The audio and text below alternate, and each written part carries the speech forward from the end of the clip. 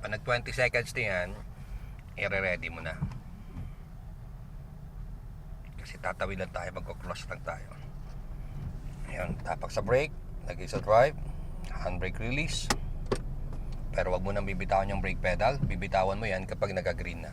Tapos pwede ka mag-apply ng konting gas, pero very light lang, para makatawid tayo kaagad.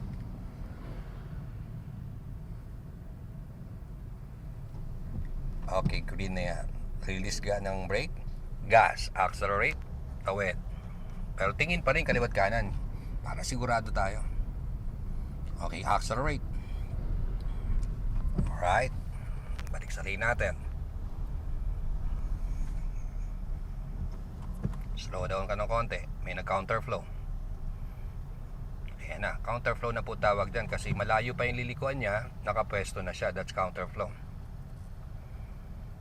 Balik ka rin sa dati mong pwesto, yung BUs. Let's go. Very good ka, sir. Saludo ako sa inyo. Balik ka sa linya mo. So huwag mong gagawin yun na malayo pa yung pupuntahan niya. Nag-signal light na siya. May plano siyang pumunta ng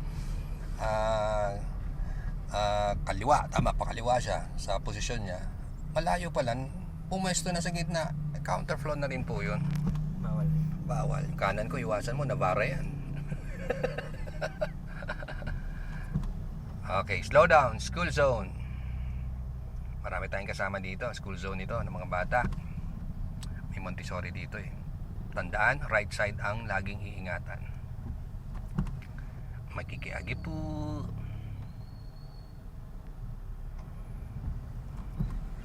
Makikiagi. Tingnan mo rin kaliwat kanan, hindi lang yung side. Si sir, tingnan mo rin si sir sa kanan. Pwede ka bumusina kahit isa. Good. O paano kung hindi mo binusinahan yun ng manipis na gano'n? Baka dire-diretso naglalakad yun. So nakakatulong yung busina. Tayo ay nagbibigay lang ng warning or nagpapapansin. Courtesy ang nga.